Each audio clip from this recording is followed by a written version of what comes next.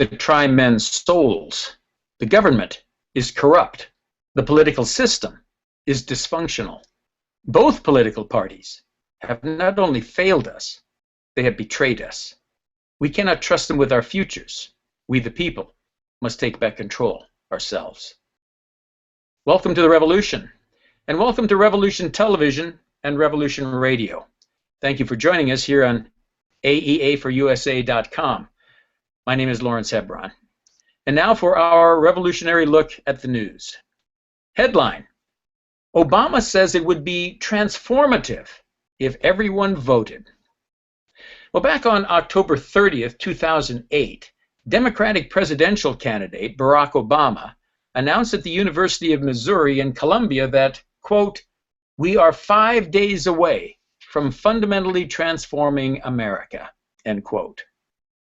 The Obama experience certainly has been transformative for America. He proceeded immediately to deepen our debt, weaken our economy, strangulate the middle class, increase our taxes, drive millions more into poverty, steal our liberties, ruin our health care, assassinate the Constitution, open our borders to uncounted illegal immigrants along with the drug dealers and terrorists who tread their same pathways, undermine our morals, contribute to the savage execution of millions of our most innocent and helpless Americans, embolden our enemies, cozy up to moral monsters, make us more vulnerable to terrorism, undermine the stability of huge swaths of territory around the world, and he did all that while maintaining an admirably low golf handicap. What a guy. But he's not done yet with transforming America. Now he's toying with the idea of making voting mandatory. During a town hall event in Cleveland on March 18th, President Obama said that, quote, "It would be transformative if everybody voted," end quote. There's that T word again. Obama made his remarks during a discussion about limiting the influence of campaign donations in U.S. elections.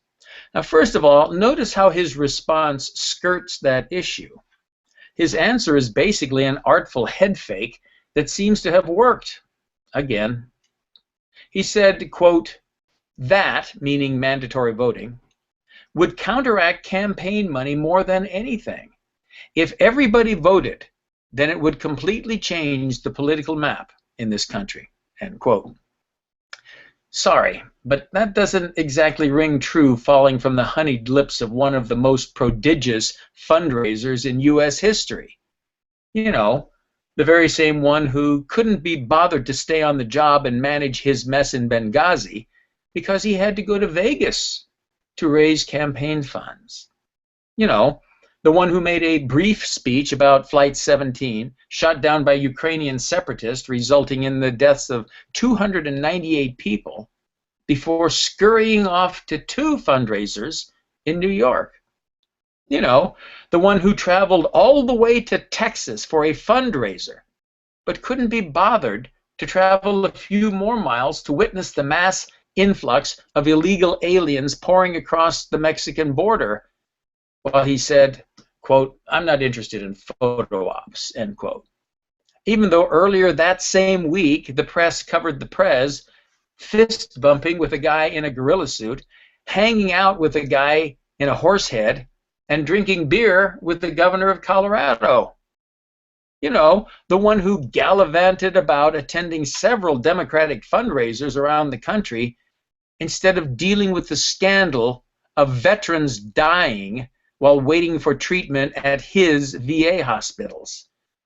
And then finally, on March 21st, 3 weeks after the story broke, he addressed the issue saying, quote, "If these allegations prove to be true, it is dishonorable, it is disgraceful, and I will not tolerate it, period." But then he showed his tolerant side by attending 2 more fundraisers in his hometown of Chicago on the very next day, instead of working on the veterans crisis. You know, the same one who, during the fall of 2013, while his Obamacare website was imploding, took 3 weeks to respond before he finally said on October 2nd, a day after playing a round of golf, quote, "There's no sugarcoating it. The website has been too slow." And I think it's fair to say that nobody is more frustrated by that than I am, end quote. In fact, he was so frustrated that between October 2nd and mid-November, while the website woes continued, the president played 4 more rounds of golf and attended at least 10 more fundraisers. I guess that's how he deals with his frustration. Mr. Obama, if you truly wanted to minimize campaign fundraising abuses, why don't you stay home and get to work? Well, Ian, do you also detect the foul stench of hypocrisy in the president's words? Do you really think that this is about some high-minded commitment to principle and the well-being of the nation? Or is it some lower organ that is provoking his remarks about universal mandatory voting? Well, yes, transformative, absolutely. He has his major goal is transformation for sure, but you know the golfer in chief doesn't care about the democratic process. The transformation that he is seeking is socialist in nature, maybe even communist. But let's talk about the evidence. Why I would say that. First of all, let's talk about forced voting. What countries throughout history have forced their people to vote? I don't recall seeing that in any democratic countries, but I do sort of remember seeing that in most of the communist countries. And, oh, by the way, you get to vote for Comrade A or Comrade B. There is nobody on the ticket other than another Communist Party member. I can't help to think that's what his goal would be in that. Now let's talk about some of the other things that he's done that point in that direction. Here recently, he's talking about nationalizing the police. Well, in fact, he has a pilot program right now, I believe, in 6 cities, and talking about more. Well, let's talk about other countries that have nationalized law enforcement. You know, what comes to mind is the Stasi. How about the Gestapo, the KGB? I don't recall nationalized police in most of the democratic countries that I know of. Even in a semi-socialist England, the small bobbies and stuff, they're controlled locally. That's not controlled at the federal level. So let's talk more about his socialist policies. His socialist transformation has been to step on the Constitution at every turn. He's attempting backdoor gun control, even though the people have repeatedly said over and over again that they don't want it. They have defeated candidates that have run on the platform of gun control. Yet he's trying to ban ammunition in direct defiance with the Constitution. It seems to me that the Constitution doesn't mean much to him. But again, let's talk a little more about the evidence of these socialist policies. How about the stimulus bailouts? You know, in communist countries, the government controls the mode of production. Well, you know, General Motors became government motors for quite a long time. How about the control of the internet? How about the control of the media? Well, I'm sure the media folks are going to say, well, he doesn't tell us what we can do and what we can't do. But let's talk about, how about the media companies that do what he doesn't like Fox News or The Blaze? They're arch enemy number one. He won't even call on them during media events. He does everything to downplay them. So the transformation that his goal seems to be has nothing to do with our Constitution and our democratic process. The transformation that he seeks is to eliminate the Constitution and eliminate our process of by the people, for the people, in controlling the government. It has nothing to do with transforming it to be a better country. Well, I think you've definitely hit the core of the Obama type of transformation, what he's seeking. Any one of these things would be suspicious, but when you put all of these elements that you brought about together, it's pretty clear which direction he's pulling. You talked about voting, mandatory voting, about nationalization of the police, about the stimulus package, which took money from our pockets so the government could control it. And then a study indicated that just a whisker under 60% of that money went into public works types of projects that were all done by labor unions, and we know how they tend to vote, and we know where their money tends to go. So they took the money out of our pocket, gave it to government control so that they could now control who gets the jobs, who gets the money, and a lot of that goes into union dues, which then go back into the Democratic and liberal coffers. You talked about control of weapons, the internet, the media. You say, well, they don't control the media. Well, not directly. He doesn't have his jackbooted Gestapo hanging out in the halls of CBS and NBC and ABC and so forth, but he doesn't have to. They've already bought in. They've already sold out. They're already in bed with them. The executive orders, all of these things are heading in one direction. The transformation he's talking about is not the kind of transformation that we saw it in 1776 with the Declaration of Independence. He's seeking a declaration of dependence, to make us dependent, in fact, the slaves of government. That's the kind of transformation he's talking about, and you've hit on it. You've hit the nail right on the head. And furthermore, just the hypocrisy of a guy like this talking about the need for reforming campaign fundraising when he is the worst abuser of this. He is the grand master of campaign fundraising. In fact, you have to wonder what else does he do other than play golf and raise funds. I mean, really, what is his job? He gets up there now and then and reads a prepared speech that somebody wrote up for him. Well, let's get to this issue, though. In addition to the fundraising hypocrisy that just drips from his remarks, let's get to this real issue of mandatory voting. Is it such a bad idea? Is it a good idea? The real issue is this. Which is more important to the well-being of a nation when it comes to voting? Quantity or quality? I addressed this very issue of redefining voter rights in Chapter 9 of AR2, Handbook for the Second American Revolution. And let me tell you, I did not come up with the same answer as the president. We also discussed this on Revolution Radio during our Rebels Road series back on October the 14th of last year. Now, I'm not going to go into an in-depth review of all of the issues right now. If you're interested in the details, I'd refer you to AR2, Handbook for the Second American Revolution. In a nutshell, however, I argued that citizenship and voting rights should be more narrowly defined like they used to be, which would actually work to allow fewer people the franchise, at least initially, until more became qualified. You see, citizenship was never intended to be automatic nor universal.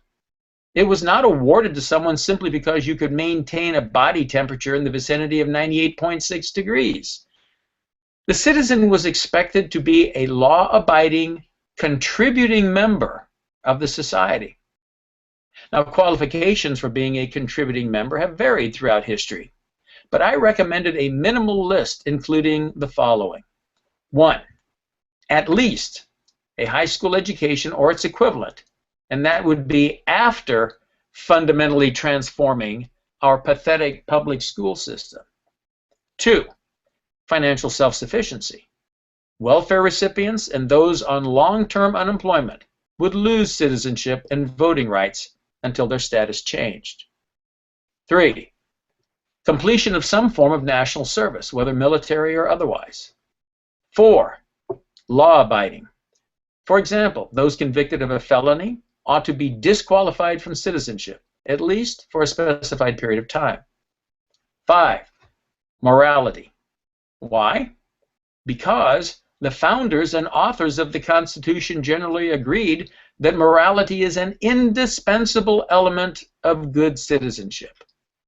And then 6, upon completion of these requirements, a candidate for citizenship must take an oath, which at a minimum obligates the candidate to preserve, protect, and defend the Constitution of the United States.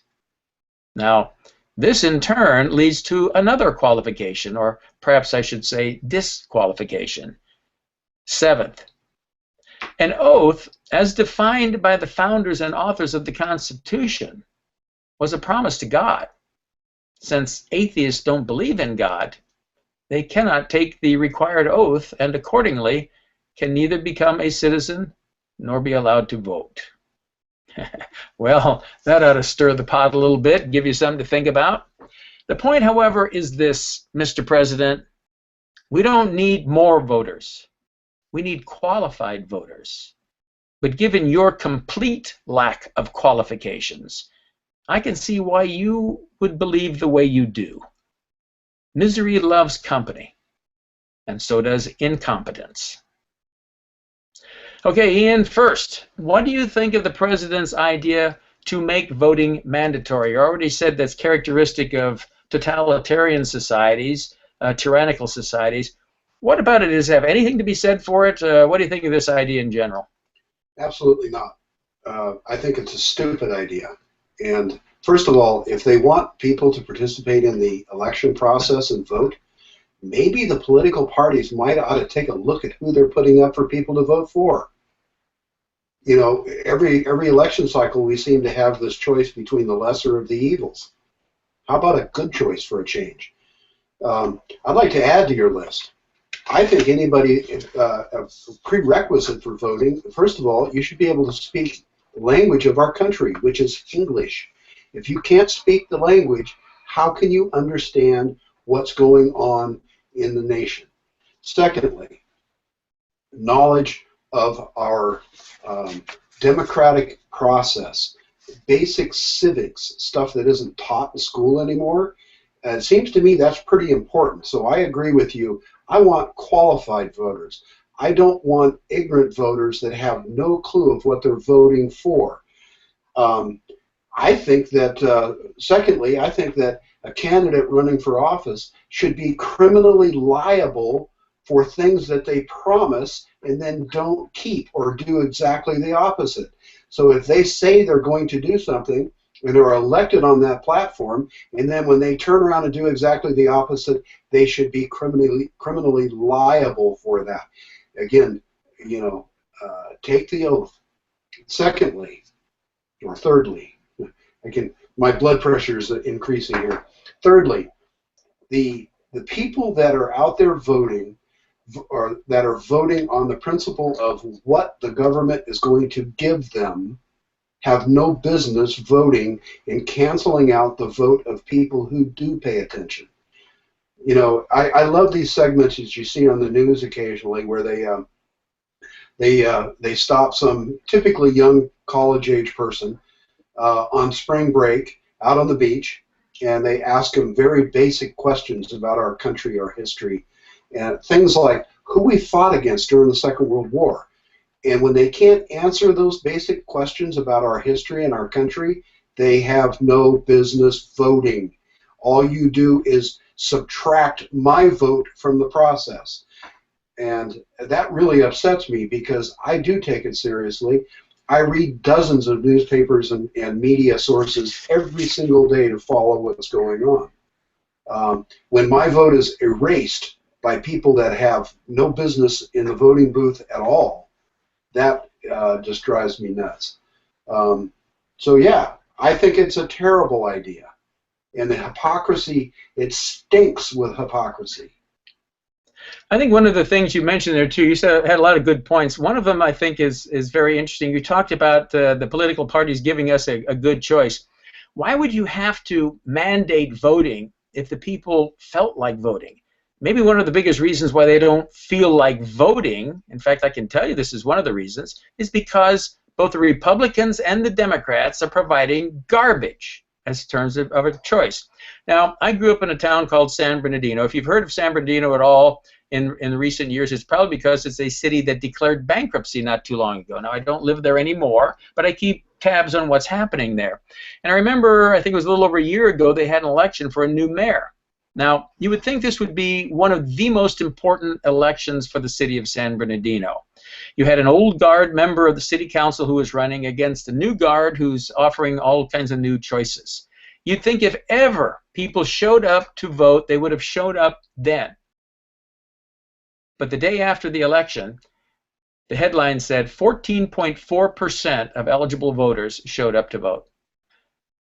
The future of their cities is on the line. 14.4, that's about 1 out of 7 people showed up to vote. And the article started off with an interview with the fellow. I thought it was a little embarrassing. And first of all, it says, so-and-so did not vote yesterday. And then it gave all these information about statistics and information about the election. And then it went back to this guy. And I had a little interview with him. And he says, I have voted faithfully for 40 years, but I did not vote yesterday. And the reason is I'm tired of voting for people I can't believe in. You know why Obama has to concern himself with forcing people to vote? Because you keep giving them choices that people don't like. The Democratic and Republican parties both are providing garbage. And we're going to see more of that now as we get heated up for the 2016 election.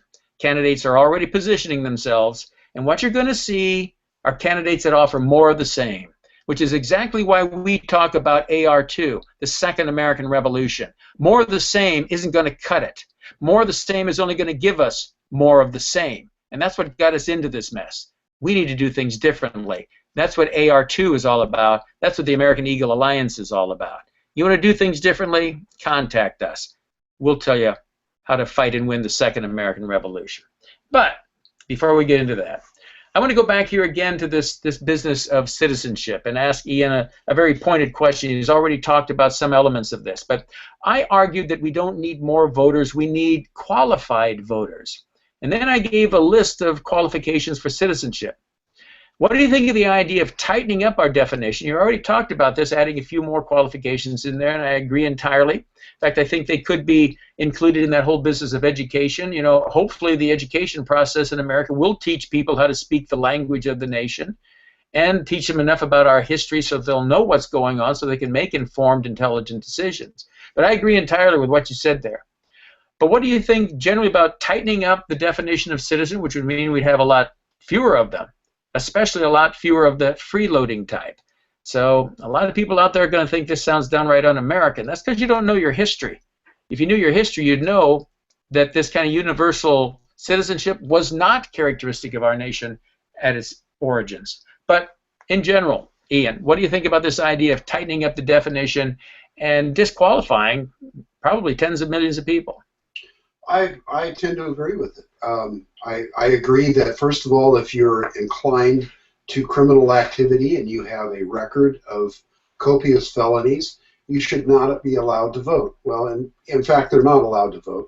However, there's nothing to stop them from voting because we don't even check to see if they have an ID when they vote. The whole concept of, first of all, proving that you are a citizen of this country and eligible to vote should be absolutely mandatory. And it's ludicrous to hear these people tell us that it somehow violates their rights because we make them show an ID.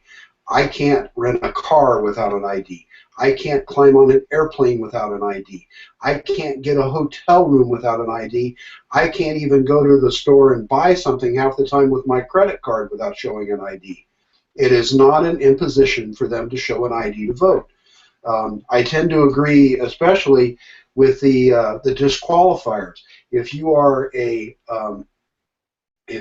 long-term unemployed, if you are a long-term welfare public assistance recipient, you should probably not be voting because you're doing something wrong in your life. You know, and I don't mean to sound harsh because people find themselves in difficult situations. They can find themselves out of a job, you know, and be a very, very capable person. However, when it's a chronic situation, you know, you need to start looking inward, not outward. And do we really want those people making the decisions for the rest of the country and the rest of our lives? I don't. You know, the scenarios of doing something for the country to begin with. I think military service is an automatic qualifier. And there are some non-military type things that you can do for the country, which are automatic qualifiers. But a key, absolute key part of that is reforming the entire education system, which you brought up. The education system in this country is a joke. We are, I think the last numbers I heard is we are like 17th in the world now in our education system. And out of that, the state that we live in, California, is like 48th. California used to lead the way. California had economies larger than most countries. But our lovely democratic government up there in Sacramento has assured that we're now almost third world status. And why do we have that? Because again, the classic low information voter dominates a good portion of the California electorate. And they're here largely because of the freebies they can get from our democratic society here. Absolutely right. And for many Americans out there, you're going to hear this and you're going to think, well, this is downright un-American, dadgummit. You're talking against democracy. The fact that you think that way shows how badly the education system has failed you. Our founders detested democracy. They often referred to it as mobocracy. And the reason is that, historically speaking, democracies tend to commit suicide after about 200, 250 years. Why? Because eventually 51% or more of the people realize that if they just join together, they can vote themselves into the pocketbooks of the remaining population. So that more and more freeloaders acquire more and more of the wealth of those people who are working, and they become fewer and fewer until finally it gets to the point where the system can't sustain itself. And that's exactly what the likes of Obama and other progressives count on. They count on that mass vote. That's why he wants mandatory voting, because there's so many irresponsible people out there. They're guaranteed to get more votes if they would just promise them the moon, promise them the money that those of you who are still out there working for a living are making. It's a vast plan to transfer wealth from those who make it to those who don't, because in such a scheme, you can get enough votes to keep yourself in power. Well, that's what we think of the president's transformative ideas. Frankly, Mr. President, if I want to see any more Transformers, I'll go to the movies. And that's our revolutionary look at the news. Now we always try to have a quote to go along with that, and here's our quote for this news segment. The first requisite of a good citizen in this republic of ours is that he shall be able and willing to pull his own weight. Theodore Roosevelt. Well, again, we've talked about a revolutionary response to the problems of America. The Republican parties don't have it. I don't care who you're looking at of those candidates. There isn't a one there that's got what it takes to transform America back to what it used to be, back to America the Great. There are some people who might make a reasonably good president 30, 40 years ago, and maybe 30 or 40 years from now. But there's not a single one on the ballot who's capable of affecting the kind of transformation that needs to be affected. And so what that means is you make your choice from Bush to Cruz to whatever, Carson, Huckabee, Rubio, Hillary. It's not going to change things the way they need to be changed. The only thing you're talking about is how fast we continue to drive to the cliff. You want to go really fast? Vote for Hillary. You want to slow it down a bit? Vote for Cruz or Carson or Huckabee or one of the others. But nobody is talking about turning around, going the other direction. And that's what America needs to do. We've got to stop heading on this pathway to disaster. And think about it. The Republican Party, do they offer a true alternative to the Democrats? Heck no. Look it up for yourself. Who has increased the deficit? If you want to look at one issue, who has raised the deficit the most in dollar amounts? And then who's second most in dollar amounts? You're going to find a Republican and you're going to find a Democrat on that list. And what about St. Ronald? The good old days. You mean Ronald Reagan, who raised taxes of one kind or another 7 of 8 years he was president? You mean Ronald Reagan, who granted amnesty to millions of illegal immigrants because that was going to pave the way for fixing the system? You mean Ronald Reagan, who nearly tripled the national debt during his years as the president? You mean Ronald Reagan, who as a governor made it easier to get divorced? You mean Ronald Reagan, who as a governor made it easier to get abortions, leading to about 3 million of them? You mean Ronald Reagan, who took a stand for the LGBT community? You mean that Ronald Reagan that just, as I mentioned, hit just about every one of those liberal buttons on their agenda? I have a lot of respect for Ronald Reagan. I think if I had to reincarnate one of the presidents of the last century, he'd be the one I'd pick. But don't pretend that he turned things around. He didn't. Sorry. We need something revolutionary. Because if we don't get it, we are going over the cliff. And if you want to hear more about that, then I urge you to call 909-913-7878. 909-913-7878. Headquarters for the American Eagle Alliance, which is in turn the headquarters for the Second American Revolution. Invite us to come on out and talk to your group. We'll tell you how to fight and win the Second American Revolution. Well, thanks for listening to us. Tell your friends they can listen to archived episodes on Revolution Television on our website, aea4usa.com. That's AEA, the number 4, USA.com. Now, let's get cracking, patriots. We've got a country to save.